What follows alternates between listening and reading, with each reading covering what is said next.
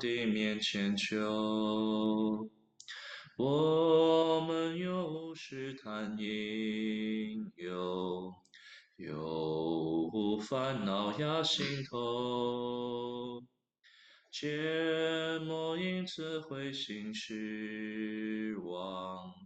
仍当到主面前求。何处有此忠心朋友，同尝一切苦与愁。我们若连他都知道，放心到主面前求。我们是否软弱多愁，挂虑重担压肩头，上帝乃是避难处所，只管到主面前求。若有情有言你请你仍需到主面前求，投他怀中他必保护，有主安慰辩护佑。Indeed, what a friend we have in Jesus. I really hope that all of us we could experience this wonderful friend so that in our life. So our second song is also our opening song. Let's sing in Thai hymnal number 333. Count your many blessings. Count your many blessings. 333. Let's sing together.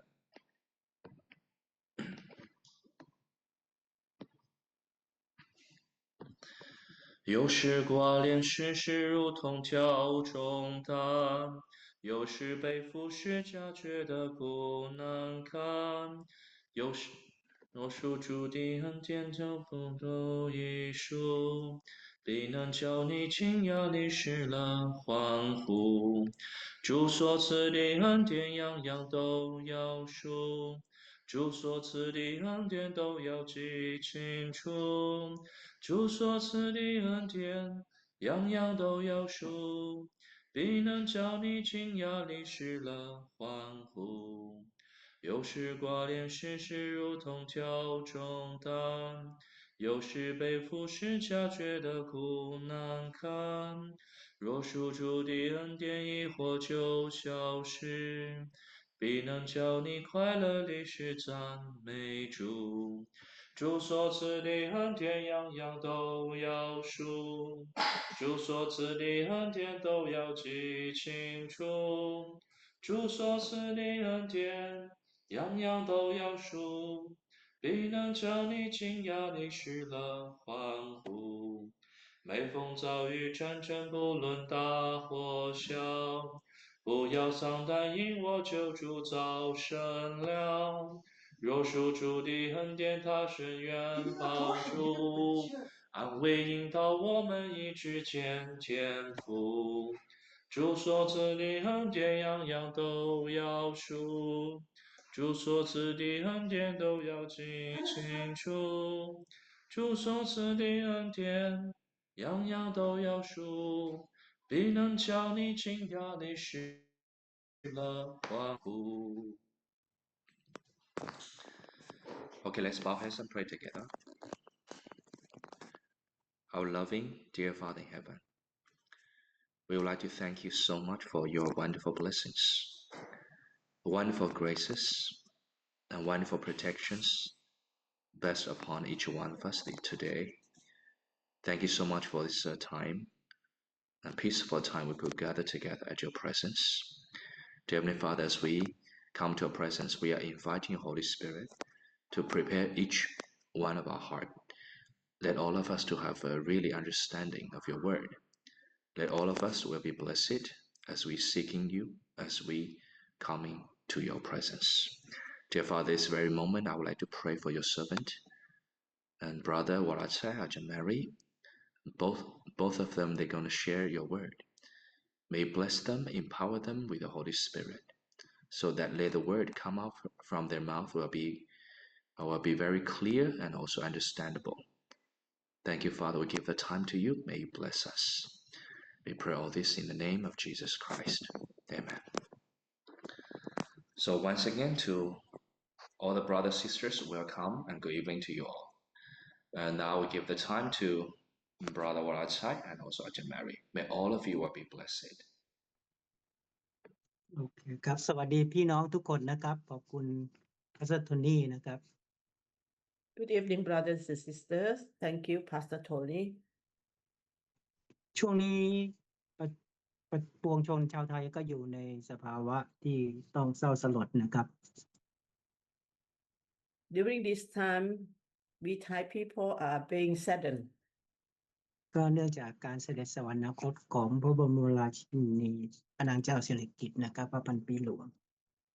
because of the passing away of our Queen Mother Sirikit พระพันปีหลวง ขอพระเจ้าสถิตอยู่กับครอบครัวกับพระราชวงศ์สานุวงศ์ทุกพระองค์นะครับ May the Lord be with the royal family and each member. ครับในช่วงนี้การศึกษาพระคัมภีร์ก็จะศึกษาจากตอนที่แล้วนะครับตอนที่แล้วได้พูดถึง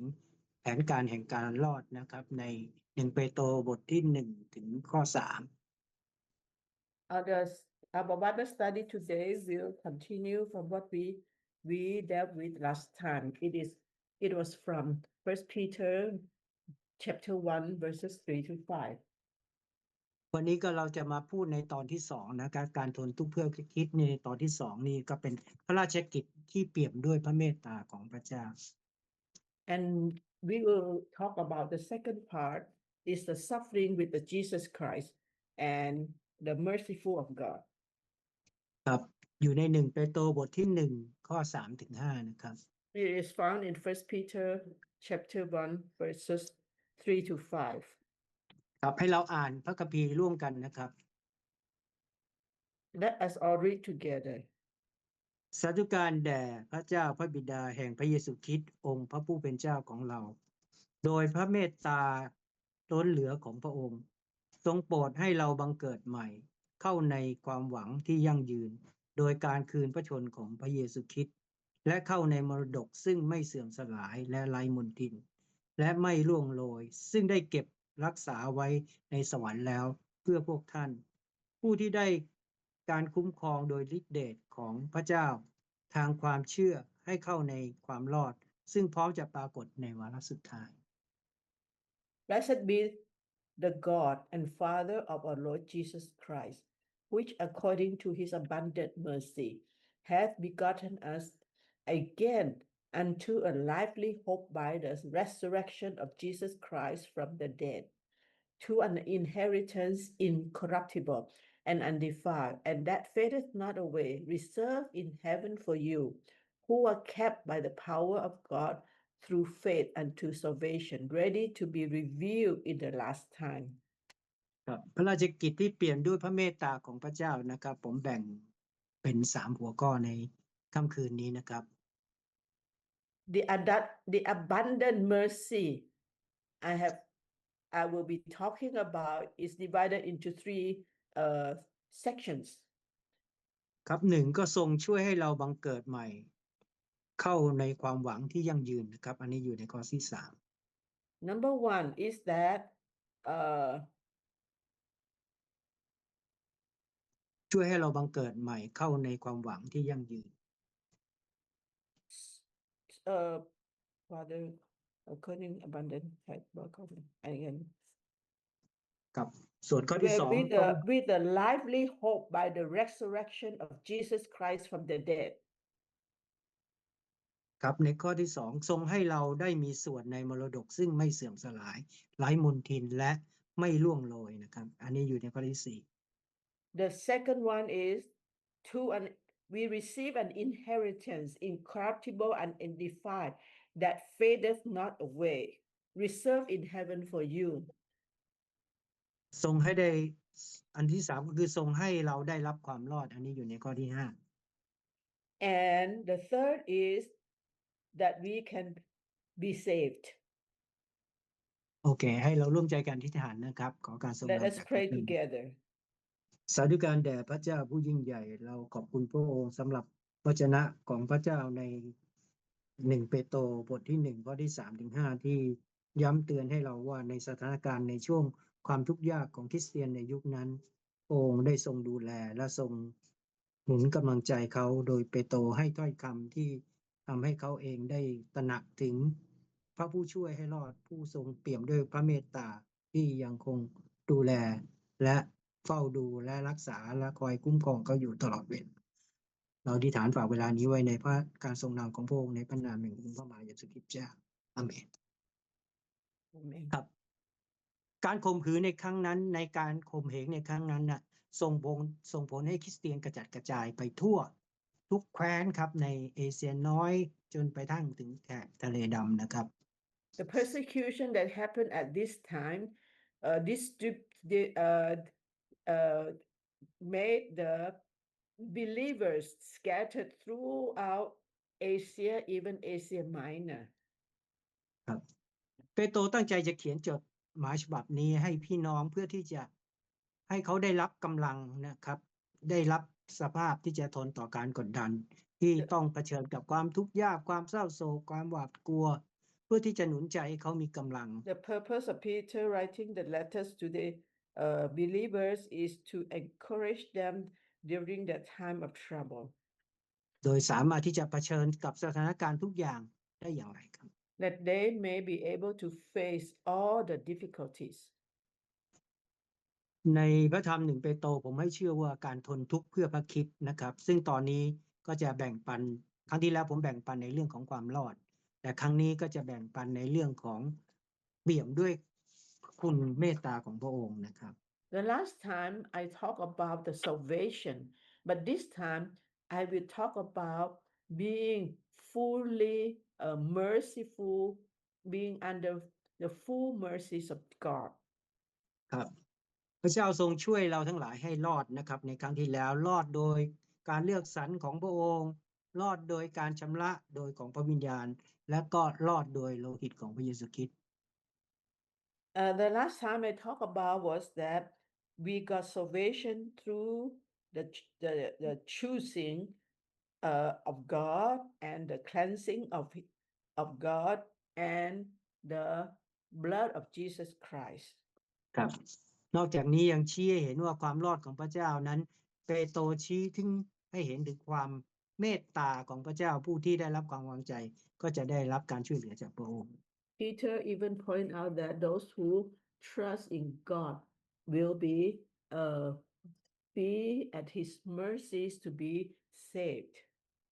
ครับวันนี้ผมจะเทศนาในตอนที่2นะครับต่อจากตอนที่แล้วคือใน1เปโตรบทที่3ถึง5ซึ่งผมให้ชื่อว่าพระราชกิจที่เปี่ยมด้วยพระเมตตาของพระเจ้า Today I will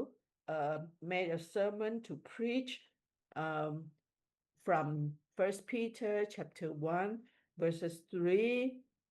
to 5 about the mercies of abundant mercy that he has begotten us again. จริงๆหลังจากที่ทักทายผู้รับจดหมายนะครับว่าเป็นพวกคริสเตียนในยุคนั้นน่ะโดยพูดถึงแผนการของความรอดแต่ในข้อที่3เนี่ยเปโตรเริ่มต้นด้วยการสรรเสริญพระเจ้านมัสการพระเจ้าก่อนนะครับ And actually in 1 Peter he began his epistle, he began his letter writing by praising God. ครับผมเชื่อว่าในตอนนั้นเปโตรพยายามที่จะปรับทัศนคติของผู้เชื่อในยุคนั้นที่ต้องเผชิญกับการข่มเหงความยากลำบากความไม่แน่นอนความวิตกกังวลนะครับ I'm sure Peter was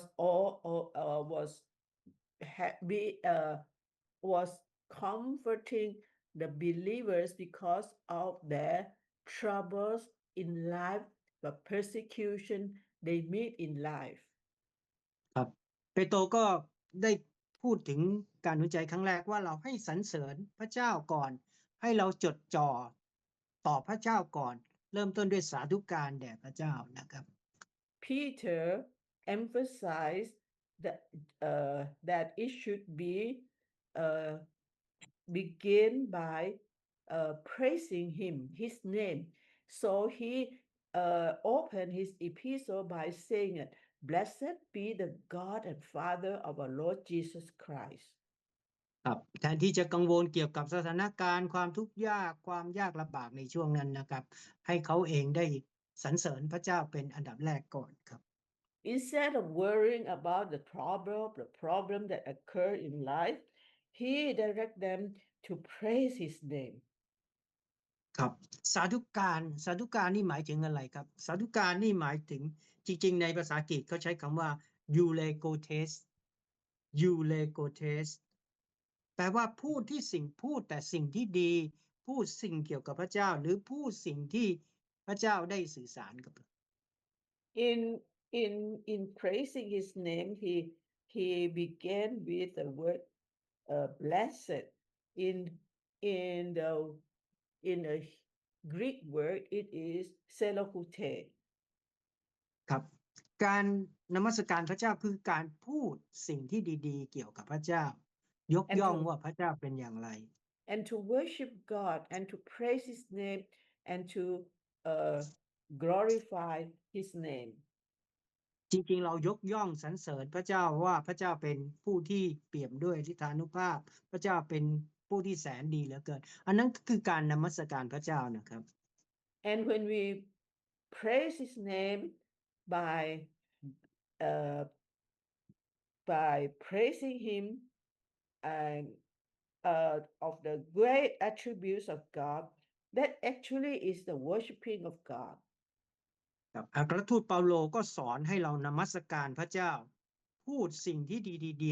ๆเกี่ยวกับพระเจ้านะครับ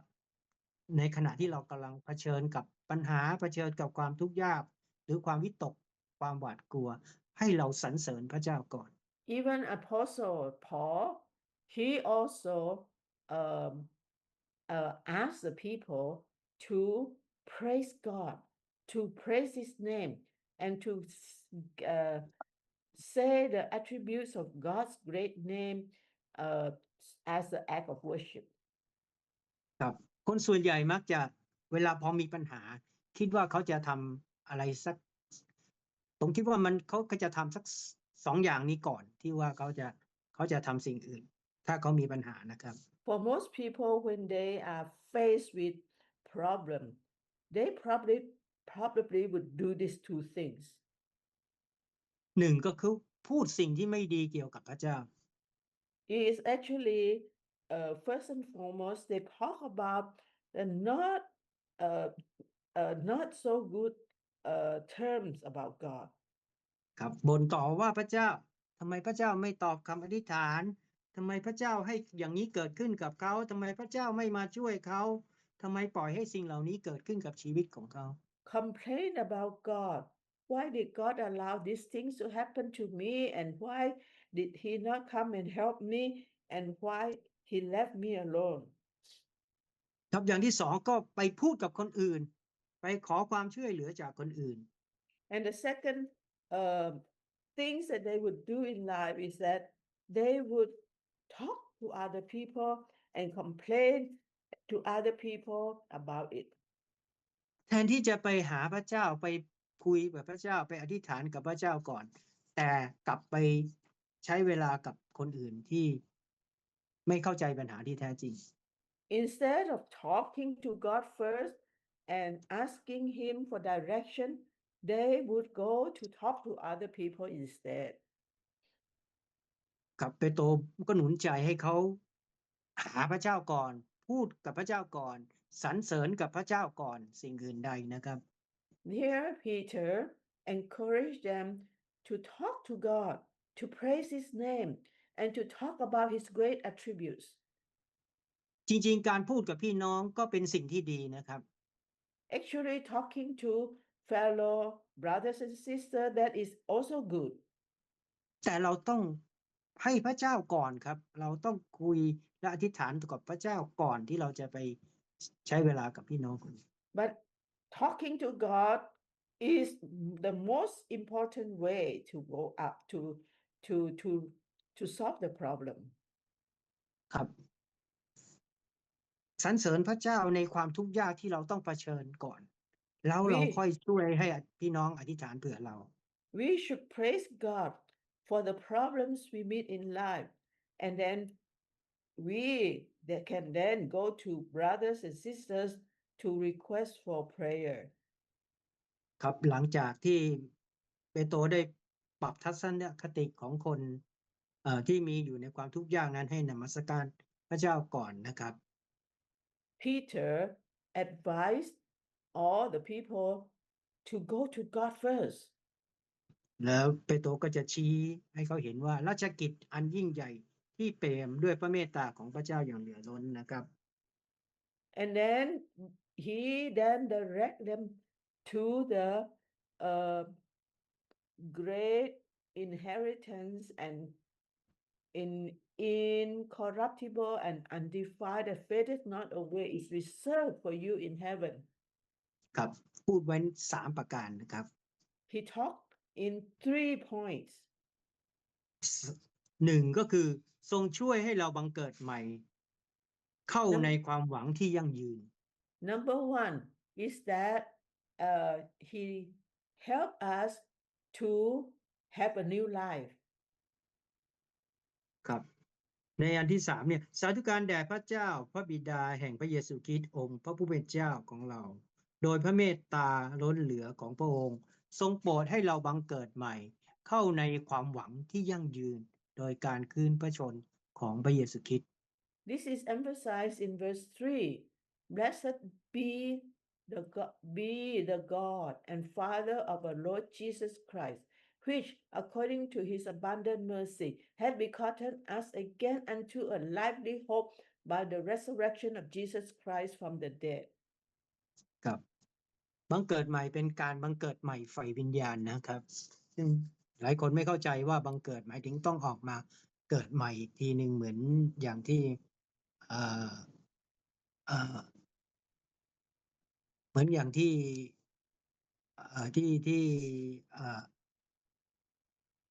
นิโคเดมัสได้พูดถึง And being born again is the birth of a new spiritual life. It's not the born again according to the misunderstanding of Nicodemus. ครับความจริงเกี่ยวกับการบังเกิดใหม่ก็คือ1ก็คือการบังเกิดใหม่ของคริสเตียนเกิดขึ้นตามพระประสงค์ของพระเจ้าและโดยพระราชกิจของพระองค์ And new birth is according to new birth is according to the desire of God. อันนี้จะพูดไว้ในยอห์นบทที่1ข้อที่13 This is being found in John chapter 1 verse 13. ครับก็อีกอันหนึ่งก็อยู่ในยากอบ And the other reference is in James อยู่ในยากอบบทที่1ข้อที่18 in 1:18. ครับเมื่อตั้งพระทัยแล้วพระองค์ทรงให้เราบังเกิดใหม่ด้วยพระวจนะแห่งความจริงเพื่อให้เราเป็นผลผลิตแรกของสิ่งต่างๆที่พระองค์ได้ทรงสร้าง James 1:18 Of his own will begat he us with the word of truth, that we should be a kind of first fruit of his creature. ครับมนุษย์ไม่สามารถทำให้ตัวเองบังเกิดทั้งกายและทั้งจิตวิญญาณได้นะครับ Man cannot by himself made us to be born again or even made us to be dead. ครับ2การบังเกิดใหม่เป็นพระราชกิจของพระวิญญาณบริสุทธิ์ The new birth is the working of the Holy Spirit. ครับอันนี้บอกไว้ในยอห์นบทที่3ข้อที่1ถึง15นะแต่ว่าอันนี้ได้พูดไว้ในยอห์นบทที่3ข้อที่5ก็เดี๋ยวลองอ่านดูนะครับพ ระเยซูตรัสว่าเราบอกความจริงกับท่านว่าถ้าใครไม่บังเกิดจากน้ำและพระวิญญาณคนนั้นจะเข้าในแผ่นดินของพระเจ้าไม่ได้ This is being recorded in John chapter 3 verses 1 to 15, but I'll read especially verse 5. Jesus answered, Verily, verily, I say unto thee, except a man be born of water and of the Spirit, he cannot enter into the kingdom of God. สิ่งนี้เป็นสิ่งที่เกิดกับมนุษย์โดยไม่ได้จากความพยายามของตนเองนะครับ This is an act of rebirth that is not according to the will of men. แต่เกิดขึ้นเมื่อเขามอบตัวไว้เพื่อให้พระวิญญาณเข้ามาประทับและทรงสร้างเขาขึ้นมาใหม่ But it will happen only when the Holy Spirit will come unto him. กับข้อที่3ก็คือการบังเกิดใหม่เกิดจากสัจจะวาทะ And the third point is that the rebirth happens is from the truth. อันนี้ก็อยู่ในยากอบบทที่1ข้อที่18นะครับเมื่อตั้งพระทัยแล้วพระองค์ทรงให้เราบังเกิดด้วยพระวจนะแห่งความจริงเพื่อให้เราเป็นผลิตผลแรกของสิ่งต่างๆที่พระองค์ได้ทรงสร้าง This is recorded in James 1:18. Of his own will beget he us with the word of truth, that we should be a kind of first fruit of his creature. ครับในปฐมกาลพระวาทะของพระเจ้าได้เด่นมิตรสร้างฟ้าและสรรพสิ่งทั้งปวง In the beginning, the word of the Lord has created the heavens and the earth. เมื่อพระองค์ตัดจากความว่างเปล่าก็กลายมาเป็นโลกกลายมาเป็นสิ่งต่างๆที่พระเจ้าสร้างพร้อมสำหรับมวลมนุษย์ When the Lord God spake, and everything was come into existence. พระวาทะแห่งการนิมิตสร้างของพระเจ้าได้ทำให้คนบังเกิดใหม่ทางพระเยซูคริสต์ The word of creation made people being reborn again. ซึ่งพระเยซูคริสต์ก็ได้ทรงอธิบายถึงความรอดแก่นิโคเดมัสนะครับการบังเกิดใหม่ความรอดแก่นิโคเดมัส The process of being born again was explained clearly by Jesus to Nicodemus. จริงๆทำไมมนุษย์ต้องบังเกิดใหม่ครับ Why do men have to be reborn? เพราะว่ามนุษย์เราทำบาป Because men sin. แล้วก็ค่าจ้างของความบาปก็คือความตายนะครับ The wages of sin is death. ในโรมบทที่3ข้อที่23นะครับเพราะว่าทุกคนทำบาปและเสื่อมจากพระสิริของพระเจ้าเพราะว่าค่าจ้างของความบาปคือความตายแต่ของประทานจากพระเจ้าคือชีวิตนิรันดร์ในพระเยซูคริสต์องค์พระผู้เป็นเจ้าของเรา โรมบทที่เท่าไหร่นะ โรมบทที่3ข้อที่23ครับอาจารย์ Romans 3 chapter 3 verses 23. For all have sinned and come short of the glory of God. ครับมนุษย์ทุกคนอยู่ในสภาพที่ตายฝ่ายวิญญาณนะครับและต้องถูกพิพากษาให้ตกนรก All men are dead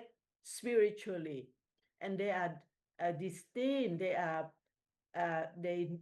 will be dead.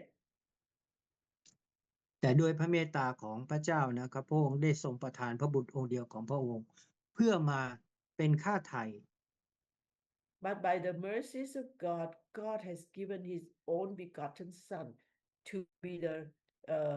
ransom for all to be saved. ทำให้เราสามารถรอดพ้นจากความตายเข้าไปสู่ชีวิตโดยการเชื่อไว้วางใจพระเยซูคริสต์ That we may all be saved to be in Jesus Christ. ครับในยอห์นบทที่3ข้อที่16ถึง17นะครับ In John 3:16 and 17. เพราะว่าพระเจ้าทรงรักโลกดังนี้คือได้ประทานพระบุตรองค์เดียวของพระองค์เพื่อทุกคนที่วางใจในพระบุตรนั้นจะไม่พินาศแต่มีชีวิตนิรันดร์เพราะว่าพระเจ้าทรงให้พระบุตรเข้ามาในโลกไม่ใช่เพื่อพิพากษาโลกแต่เพื่อช่วยกู้โลกให้รอดโดยพระบุตรนั้น For God so loved the world that he gave his only begotten Son, that whosoever believeth in him should not perish but have everlasting life. For God sent not his Son into the world to condemn the world, but that the world through him might be saved. ครับเปโตรได้บอกกับคนที่ได้รับจดหมายนั้นว่าเมื่อก่อนนั้นพวกท่านไม่มีความหวังอยู่นอกพันธสัญญาของพระเจ้า Peter indicated that before this, they were all outside the border of being saved. เพราะว่าความบาปทำให้เราหมดหวังไร้ซึ่งความหวัง Sin made us no hope. แต่เมื่อพระเจ้าให้บังเกิดใหม่อาจจะนำไปสู่ความหวังซึ่งเมื่อก่อนไม่มีแต่เดี๋ยวนี้เรามีความหวังแล้ว That God has given us the hope so that we can be hopeful. ความหวังมันเป็นพื้นฐานแห่งพลังชีวิตของเรา Hope is the basis of the power in our life. นี่เป็นสิ่งสำคัญมากสำหรับชีวิตของคริสเตียนทุกคนมีความหวังที่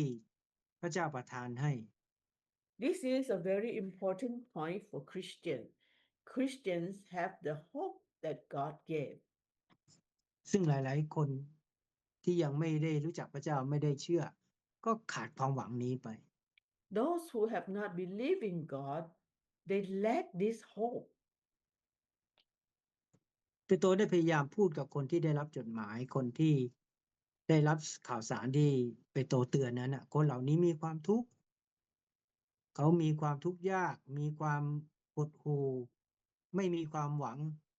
แต่ตอนนี้เขามีความหวังแล้วเขามีพลังใจขึ้นมาในสิ่งที่เขาเผชิญกับความทุกข์ยาก In the letters that Peter sent to the believers who are being under who are suffering under persecutions, they get hope from reading all these epistles. ความหวังนี้เกิดจากการบังเกิดใหม่เกิดจากการที่เขารู้ว่าพระเจ้าเป็นผู้ที่ประทานสิ่งเหล่านี้ให้กับเขาว่า The hope that they have been born again, the hope that they receive the gift of God. จะบอกว่าเราจะมีกายใหม่มีจิตวิญญาณใหม่เราจะได้สิ่งใหม่ๆทั้งหมดนี่เป็นความหวัง In other words, it says that we have a new body and we have a new life, and that this is the hope that we have in Jesus Christ. ความหวังนั้นเป็นความหวังที่มีชีวิตนะครับไม่ใช่เป็นความหวังที่ลมๆแรงๆเป็นความหวังที่ยั่งยืน The hope that is that gives life, the hope that is eternal. เป็นความหวังที่อยู่โดยรอการคือซึ่งเรารู้ด้วยการคืนพระชนของพระเยซูคริสต์ And that is a hope that we have in the resurrection of Jesus Christ. พระเยซูคริสต์ได้ฟื้นคืนพระชนเราเลยมีความหวังว่าเราจะมีชีวิตอยู่ Because Jesus Christ was resurrected, therefore we have the hope. ถ้าพระเยซูคริสต์ไม่ได้ฟื้นคืนพระชนในวันที่3เนี่ยความเชื่อของเราก็ล้มหมด If Jesus Christ has not been resurrected in the third day, our hope is never realized. เราไม่มีความหวังเราล้มเหลว We do not have hope, we will be a failure in life. เพราะว่าพระเยซูคริสต์คืนพระชนความหวังจึงเป็นความหวังที่มีชีวิตเป็นความหวังซึ่งประกอบด้วยชีวิตอย่างแท้จริง Because Jesus Christ was resurrected, and the hope that we have is a hope that is real in life. ใน1เทสาโลนิกาบทที่1ข้อที่1นะครับได้พูดไว้ว่า In 1 Thessalonians chapter 1 verse 1 it is recorded จากเปาโลผู้เป็นอัครทูตของพระเยซูคริสต์ตามบัญชาของพระเจ้าพระผู้ช่วยให้รอดของเราและของพระเยซูคริสต์ผู้ทรงเป็นความหวังของเรา1ทิโมธีน่ะ1ทิโมธีข้อที่1ข้อที่บทที่1ข้อที่1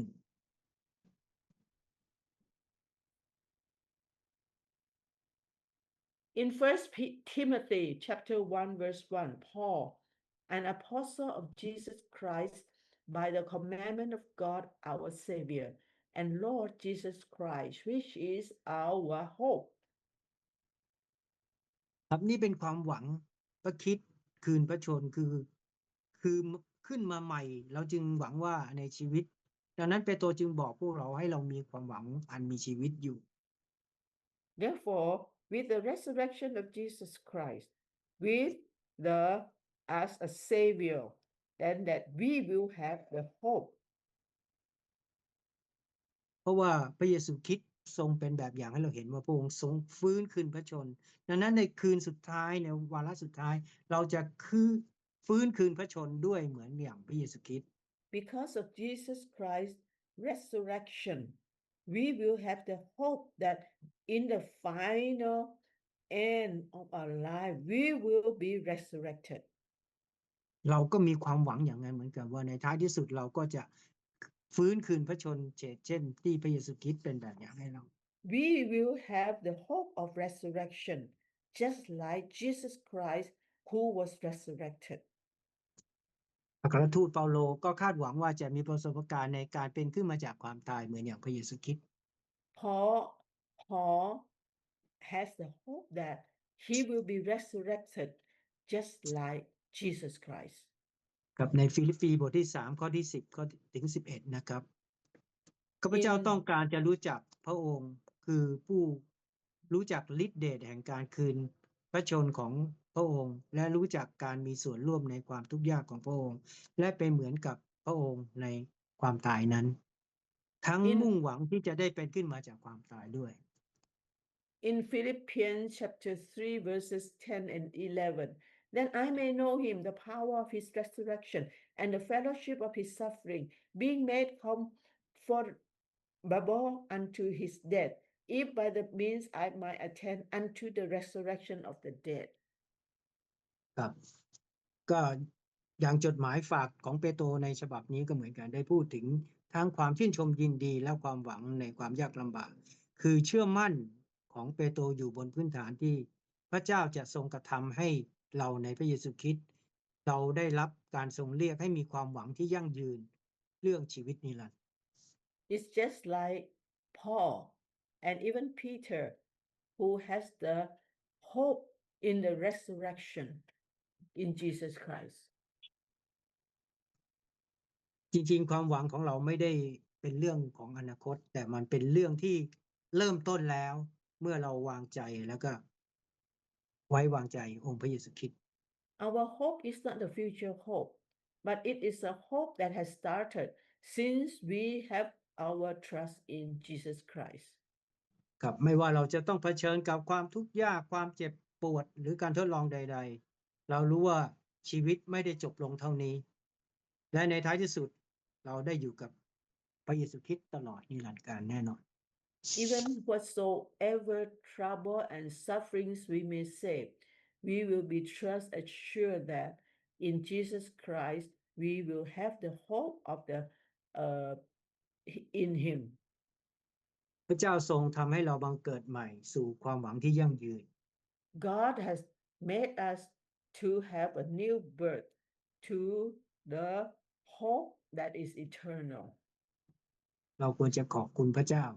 We ที่ need ด้วยพระเม to ตตาอย่างเหลือล้น praise God for his great mercies. ครับข้อที่2ก็คือ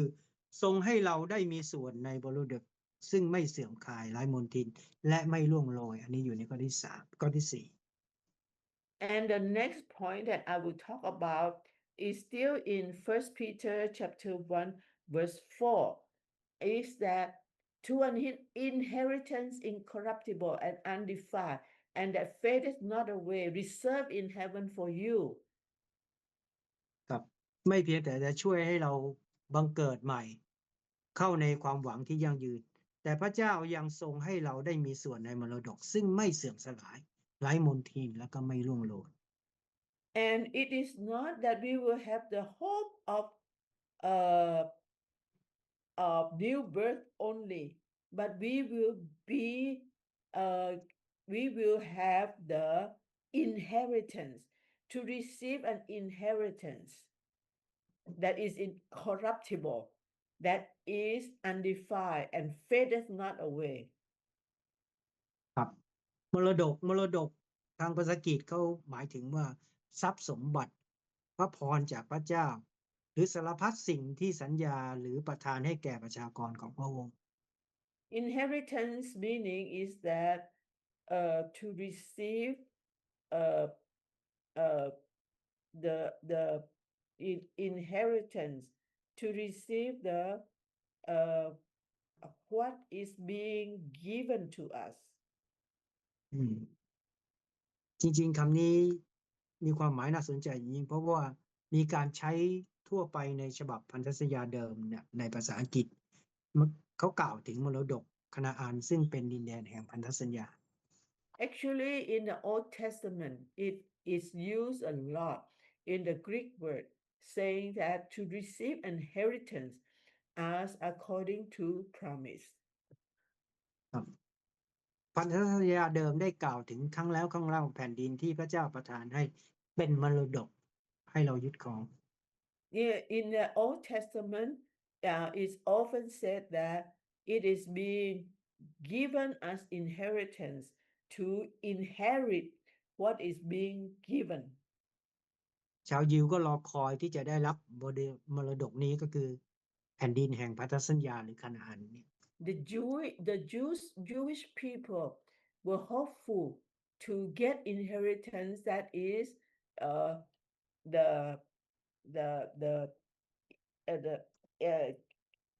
Canaan land.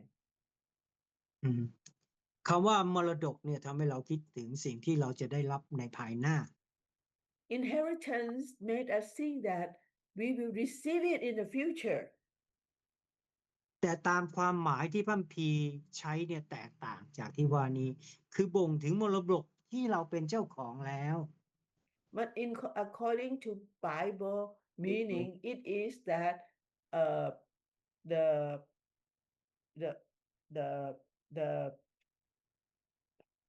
the power, the price that we receive it now. สำหรับพวกยิวดินแดนเขาที่จะไปยึดครองเป็นดินแดนพันธสัญญา But the Jews, they were to inherit the land of Canaan. แต่ว่ามรดกของคริสเตียนนั้นยิ่งใหญ่กว่านั้นอีก They were to receive the land of promise. But for Christians, the inheritance is even with greater value. ครับเปโตรใช้คำสำคัญที่เราได้เห็นภาพมหึมาที่จะพรรณนาถึงมรดกนั้น Peter used two words to describe the inheritance that were to receive. คือหนึ่งก็คือไม่เสื่อมคลาย Number one, that it is undefiled. ภาษาอังกฤษเขาใช้คำว่า antatos No. It is incorruptible. And in Greek, it is antatos. หมายถึงเปื่อยเน่าบางครั้งก็หมายถึงถูกกองทัพบดขยี้ให้พินาศสิ้นไป It cannot be destroyed. It cannot be decay. It cannot decay. ดินแดนที่พันธสัญญาที่ประเทศอิสราเอลได้นั้นหรือคนยิวได้รับนั้นนะส่วนใหญ่จะเป็นดินแดนที่คนต่างชาติเคยบดขยี้เคยทำร้ายมีการต่อสู้ทำสงครามและทำลายล้างมาก่อน The land that the children of the Hebrew children were to receive were lands that being conquered by the Gentiles. แต่ว่ามรดกที่พระเจ้าให้ในสวรรค์นั้น ไม่มีวันเน่าเปื่อยไม่มีวันเสื่อมคุณค่า But the inheritance that we were to receive from heaven is an incorruptible inheritance. ไม่มีวันหายไปไม่มีวันเน่าเปื่อยผุพัง It will ไม่เหมือนอย่าง not คานาอันที่พระเจ้า be destroyed. It will not be decay. ไม่เหมือนอย่างแผ่นดินคานาอันที่พระเจ้าให้ It's not like the land of Canaan that God promised to give it to them. จากคำขยายความในข้อที่4ทำให้เรารู้ว่ามรดกที่พระเจ้าประทานให้แก่เรานั้น ไม่ใช่ทรัพย์สินสิ่งของหรือเงินทองที่สามารถสูญไปได้ But from what is being described in verse 4, the inheritance that we were to receive is not what is to be received that will be destroyed. แต่ว่ามรดกของพระเจ้านั้นอยู่ในสวรรค์เป็นที่มั่นคงถาวรแน่นอน And the inheritance that God promised to give us is in heaven. It is being there all the time. คริสเตียนได้รับมรดกที่ประกอบไปด้วยสันติสุขและความชื่นชมยินดี ซึ่งกองทัพทั้งหลายไม่อาจจะบุกทำลายได้ Christians receive inheritance that composed of peace and peacefulness that cannot be even destroyed. มรดกที่พระเจ้าจัดเตรียมมาให้เรานั้นไม่เน่าเปื่อยแล้วก็ไม่เสื่อมคุณค่า Inheritance that God prepared for us will not be corruptible. ครับในข้อที่2ไร้มนทิน The second one is undefiled. ภาษากรีกเขาใช้คำว่าอะมีอันโทรส In Greek, it is Amianthros. from amianthros. ทำให้เป็นมนทินด้วยสิ่งชั่วที่แสดงหมิ่นประมาทพระเจ้า And it will not be defiled by blasphemy God. ประเทศอิสราเอลได้ถูกทำให้เป็นมนทินโดยการนมัสการพระเจ้าเทียมเท็จ Israel, the land of Israel, was defiled by worshiping the false god. กับสิ่งที่เป็นมนทินเหล่านี้ทำให้แผ่นดินแห่งพันธสัญญานั้นแปดเปื้อนได้ All these things were to make the land defiled. แต่ว่าคริสเตียนมีมรดกอันบริสุทธิ์ที่บาปของโลกจะไม่ทำให้แปดเปื้อน But Christians have inheritance that even the sins of the world cannot mar it. อันที่3ก็คือไม่ล่วงโรย And the third is that it will not fade away. ภาษากรีกเขาใช้คำว่าอามาลันโทสซึ่งหมายถึงแปลว่า And this comes from the Greek word amaranthos. ซึ่งแปลว่าถาวรมรดกที่พระเจ้าให้กับเรานั้นอยู่กับเราตลอดไป And that this inheritance that God promised to give will stand forever. ดินแดนแห่งพันธสัญญาก็เหมือนกับดินแดนอื่นๆที่บรรดาดอกไม้ที่งดงามที่สุดก็ล่วงโรยสิ้นไป All the inheritance of the land being conquered in time past, it will be fade like flowers. คณาอันก็เหมือนกันคณาอันก็เป็นมรดกซึ่งอิสราเอลก็ในท้ายสุดก็ล่วงโรยไป The land of Canaan is the same. In the end, it faded away. เมื่อคนอิสราเอลทำบาปพวกเขาก็ถูกคนต่างชาติซีเรียบาบิโลนในที่สุดก็สูญเสียแผ่นดินแล้วก็ When ถู the กทำให้กระจาย Israel กระจายไปทั่วโลก sinned against God, they were being conquered by Assyrian army and the Babylonian army. แต่คริสเตียนถูกยกขึ้นสู่แผ่นดินโลกที่ไม่มีการเปลี่ยนแปลงและไม่เน่าเปื่อย But Christians are being uplifted into the land that will not be defiled or faded away. และการเปลี่ยนแปลงของโลกก็ไม่อาจจะแตะต้องสันติสุขและก็ความยินดีได้ Changes in the world cannot even touch the peace that passes understanding in our lives. ครับมรดกของพระเจ้าที่ให้กับเรานั้นน่ะมันจะอยู่คงทนถาวรในสวรรค์ไม่มีวันล่วงโรย Inheritance that God promised to give us is in heaven and it will not be faded away. ไม่มีใครเอาไปได้ No one can take it away from us. มรดกที่พระเจ้าจัดเตรียมให้กับเรานั้นถูกเก็บรักษาไว้อย่างดีในสวรรค์เพื่อท่านทั้งหลาย Inheritance that is promised to us is being kept, well kept in the heavenly kingdom, เพื่อรอให้เราไปรับให้เราเป็นเจ้าของ awaiting us to go and claim it. เหมือนอย่างเด็กๆที่ได้รับมรดกตามพินัยกรรม Just like children who receive from inheritance according to the will, แต่เขายังไม่มีสิทธิ์ในมรดกนั้นอย่างสมบูรณ์จนกว่าเขาจะเติบโตเป็นผู้ใหญ่อย่างเต็มที่หรือที่เรียกว่าบรรลุนิติภาวะแล้ว they may not receive the inheritance until they are fully grown. อันนี้บอกไว้ในเอเฟซัสบทที่4ข้อที่13 This is found in Ephesians chapter 4 verse 13. จนกว่าเราทุกคนจะบรรลุถึงความเป็นน้ำหนึ่งใจเดียวกันในความเชื่อและในความรู้ถึงพระบุตรของพระเจ้า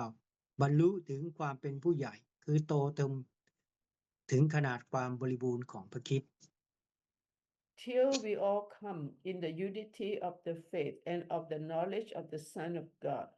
unto a perfect man, unto the measures of the stature of the fullness of Christ. ปัจจุบันนี้คริสเตียนเราก็รอคอยมรดกนิรันดร์ของพระเจ้าด้วย Therefore, Christians in this day are waiting for the eternal inheritance. พระเจ้าก็ทรงเก็บมรดกนี้ไว้กับเราซึ่งไม่มีวันเสื่อมสลายและด่างพร้อยไปจากความบาป God kept all this inheritance for us that is free from incorruption. จริงๆมรดกที่อัศจรรย์เนี่ยที่เราจะได้เป็นเจ้าของคิดว่ามีอะไรบ้าง And what are the things that are found in the inheritance? จริงๆก็มีคำตอบมากมายนะครับ And there are many answers to it. แต่ว่าคำตอบที่เป็นคำตอบที่แท้จริงมีอยู่อันเดียว And the real answer to this is only one. คือพระเจ้าเป็นมรดกของเรา God is our inheritance. ผู้เขียนสดุดีได้กล่าวไว้ว่า In พระเยโวา Psalms, ทรงพระเยโวาทรงเป็นมรดกส่วนของข้าพเจ้าและทรงเป็นจอกของข้าพเจ้าพระองค์ทรงรักษาส่วนมรดกของข้าพระองค์ไว้ Psalm 16:5, the Lord is the portion of mine inheritance and of my cup. Thou maintaineth my lot. ครับและในสดุดีก็ได้พูดใน73ก็ได้พูดว่าพระเจ้าทรงเป็นกำลังใจและเป็นมรดกส่วนของข้าพระองค์เป็นนิจ And Psalms 73 also indicate that God is our inheritance. ครับเยเรมีก็ได้กล่าวไว้ว่าจิตใจของพระเจ้าพระยาเวห์ทรงเป็นมรดกส่วนของข้าพเจ้าเพราะฉะนั้นข้าพเจ้ามีความหวังในพระองค์ Jeremiah also indicated that God is our inheritance and that we can have hope in his inheritance. เพราะว่าพระเจ้าเป็นของคริสเตียนและคริสเตียนก็เป็นของพระองค์ God belongs to Christians and Christians belong to God. มรดกของเขาก็จึงไม่รู้เปื่อยเน่าปราศจากมลทินแล้วก็ไม่ร่วงโรย And the inheritance is incorruptible, fadeth not, and is undefiled. พระเจ้าทรงประทานพระคุณและพระเมตตาที่ยิ่งใหญ่แก่เราไม่เพียงเพราะพระองค์ทำให้เราบังเกิดใหม่แต่พระองค์ยังทรงเตรียมมรดกไว้ให้เราเป็นพระคุณที่ซ้อนพระคุณจริงๆ God has prepared his inheritance for us. It is grace upon grace. เปาโลได้หนุนน้ำใจเขานะว่า ความทุกข์ยากลำบากที่เขาต้องเผชิญนั้นน่ะเทียบไม่ได้เลยกับมรดกที่พระเจ้าเตรียมไว้ให้กับเรานั้น And even Paul encourages that what can be prepared to the inheritance that is prepared for him. อันนี้บอกไว้ใน2โครินธ์บทที่4ข้อที่17 This is found in 2 Corinthians chapter 4 verse 17. เพราะว่าความยากลำบากชั่วคราวและเล็กน้อยของเราจะทำให้เรามีศักดิ์ศรีนิรันดร์มากมายอย่างไม่มีที่เปรียบ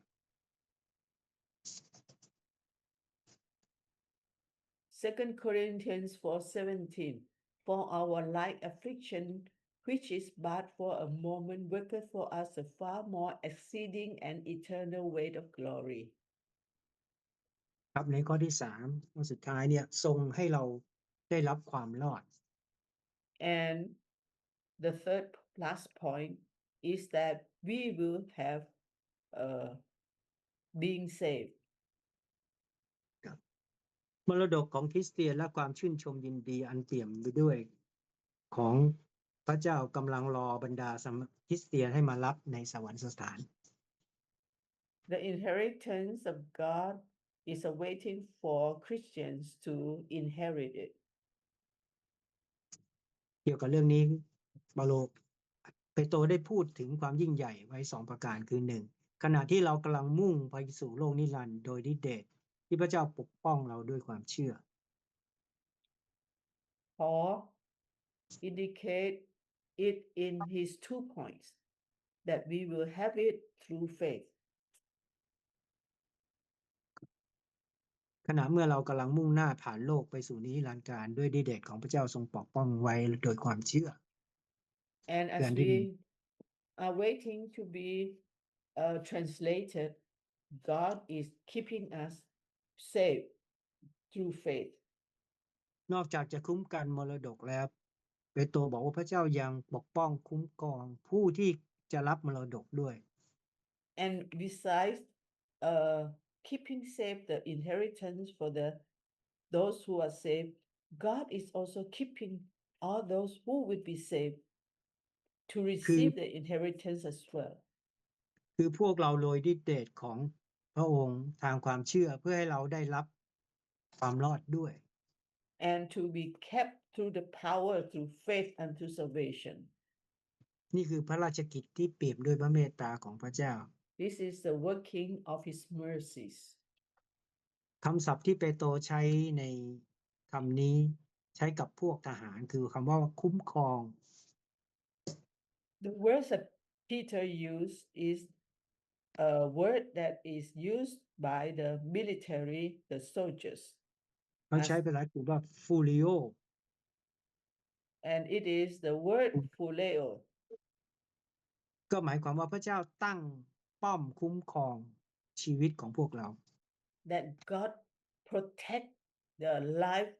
of our people.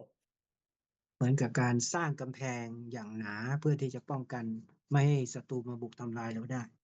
Like building a thick fortress that the enemies cannot even come close to us. และพระองค์ก็เป็นยามเฝ้าดูเราตลอดชีวิตของเรา And God is the act as a soldier to take care of us all the time. ครับผู้ที่มีความหวังใจจะไม่สงสารเลยแม้เขาจะมองไม่เห็นพระองค์แต่เขารู้ว่าพระองค์ประทับอยู่กับเขาแน่นอน Those who have hope will not suspect of the care that God will give them. They will be trusting in his care. แต่ว่ามันไม่ได้หมายความว่าพระเจ้าจะไม่ให้เราพ้นจากความยุ่งยากปัญหาความเศร้าโศกและสิ่งต่างๆที่เกิดขึ้นในชีวิตเรา It doesn't mean that God will keep us, give us a safe life that will happen around us. แต่พระองค์ทรงโปรดให้เราสามารถที่จะชนะสิ่งเหล่านี้และลุดไปข้างหน้าได้ But God can give us the triumph to win over and to go on ahead. พระเจ้าจะได้จัดสถานการณ์ต่างๆเพื่อปกป้องเราเพื่อไม่ให้เราล้มลง God will keep us in every circumstances that we will not fall. เราไม่มีทางรู้ว่าพระเจ้าจะช่วยเหลือเราได้ขนาดไหนจนกว่าเราจะเข้าไปสู่อาณาจักรพระเจ้าแล้วพระเจ้าจะให้เราเห็น We will never know how God has been protecting us until we finally reach the kingdom of God. พระเจ้าไม่ให้ซาตานทดลองเราเกินกว่าที่เราจะทนได้ God will not allow Satan to tempt us more than what we can endure. จัดสถานการณ์ให้เราให้คนมาหนุนใจเราให้คนเราช่วยเหลือเราการที่เราอยู่ในสถานการณ์ที่เราไม่สามารถที่จะต้องเผชิญด้วยตัวเราได้ God will provide people to help us to provide help according to His will. อันนี้พูดไว้ใน1โครินธ์บทที่10ข้อที่13นะครับ This is found in 1 Corinthians chapter 10 verse 13. ไม่มีการทดลองใดๆเกิดขึ้นกับท่านทั้งหลายนอกเหนือจากการทดลองซึ่งเคยเกิดกับมนุษย์พระเจ้าทรงซื่อสัตย์พระองค์จะไม่ทรงให้พวกท่านต้องถูกทดลองเกินกว่าที่ท่านจะทนได้และเมื่อถูกทดลองพระองค์จะทรงให้มีทางออกด้วยเพื่อพวกท่านจะได้มีกำลังทนได้1 Corinthians บทที่4ใช่ไหมบทที่10ข้อที่13 Oh in 1 Corinthians chapter 10 verse 13. There has no temptation taken you but such as is common to men. But God is faithful, who will not suffer you to be tempted above that ye are able, but will with the temptation also make a way to escape, that ye may be able to bear it. ความรอดนั้นมีอยู่2ส่วน Salvation composed of 2 parts. ส่วนของพระเจ้าส่วนของพระเจ้าและส่วนของเรา God's part and our part. ส่วนของพระเจ้าพระเจ้าจะคุ้มครองด้วยฤทธิ์เดชของพระองค์พระองค์จะทรงสร้างกำแพงล้อมเราไว้เพื่อมาเราไปถึงความรอด God's part, He will build a fortress around us that He will be sure that we can reach the salvation. เพื่อเราจะไม่หลุดจากพระคุณของพระองค์ And that we will not be left out from His grace. พระเจ้าจะให้เรายืนหยัดในความเชื่อไม่ว่าจะต้องเผชิญกับสถานการณ์ใดๆก็ตามพระเจ้าจะให้เรายืนหยัดอยู่ในความเชื่อ God will help us to be firm in faith. แต่ในส่วนของเรา But in our point, เราต้องใช้ความเชื่อความไว้วางใจอยู่ถึงที่สุด we will need our faith to exercise our faith until the end. เมื่อเราอยู่ในการทดลองเมื่อเรากำลังเผชิญกับชีวิตที่ต่อสู้อยู่ในโลกนี้ไม่ว่าอะไรจะเกิดขึ้น And when we are being tempted, when we are in fall into temptation, no matter what happens, ในระหว่างที่พระเจ้าคุ้มครองด้วยฤทธิ์อำนาจของพระองค์ให้เราก็ต้องวางไว้วางใจพระองค์ด้วย as God protect us, we will need to also trust in Him. เราต้องยึดพระองค์ไว้ให้มั่นในยาม We ที่เรา will need to ไว้ hold เจอ on Him in the time of needs. ในความทุกข์ยากเราต้องมีความเชื่อไม่ละทิ้งพระองค์ติดตามพระองค์ In our suffering, we will not forsake และพระ Him. องค์จะให้พระคุณพาเราไปสู่ความรอด And God will bring His grace to help us to salvation. ครับเราอาจจะต้องทนอยู่กับการทดลองทนอยู่กับการข่มเหงทนอยู่กับการถูกฆ่าหรือทารุณกรรม We may ใดๆ suffer ต่าง under persecution, ๆแต่ว่าจิตใจของเราจะต้องไม่หวั่นไหว and our hope and faith will not be shaken. และเรารู้ว่าความรอดนั้นพระคิดให้เราอย่างแน่นอนเรารู้ว่าบำเหน็จนี้เรา จะรอรับในสวรรค์ We know that the salvation we will receive for sure, and that we will receive his inheritance. กับในอันที่สองก็พระองค์จะให้เราเข้าในความรอบซึ่งพร้อมอยู่ พร้อมจะปรากฏในวาระสุดท้าย And the second part is that we will be sure that God will give us the salvation in the last days. ในวาระสุดท้ายแน่นอนจะต้องมีการพิพากษา In the last day, surely there will be some judgment. มีการเลือกระหว่างข้าวละหมาดกับ That there will be the separation of the wheat ข้าว and the สาลี tare. ครับ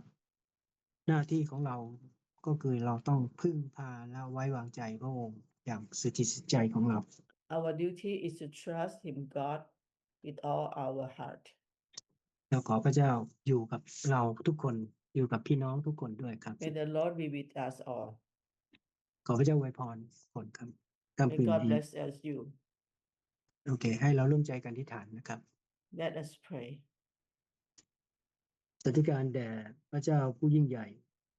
เรารู้ว่าเหตุการณ์นั้นเกิดขึ้นในอดีตที่เปโตรได้หนุนใจพี่น้องคริสเตียน ซึ่งอยู่ในยุคปลายประมาณคริสต์ศักราชที่60กว่า ขอพระองค์ทรงโปรดเมตตายุคนั้นจะเป็นแบบอย่างเอาในยุคนี้ว่าสถานการณ์ต่างๆ จะเกิดขึ้นอย่างรุนแรงเช่นในยุคนั้น และช่วงนี้จะมากขึ้นและรุนแรงขึ้นกว่าในยุคก่อนเก่าแต่ขอพระองค์ทรงโปรดเมตตาให้พระคุณที่เปี่ยมด้วยความรักความเมตตาของพระองค์นั้น ได้อยู่กับพวกเราให้เราตระหนักถึงสิ่งเหล่านี้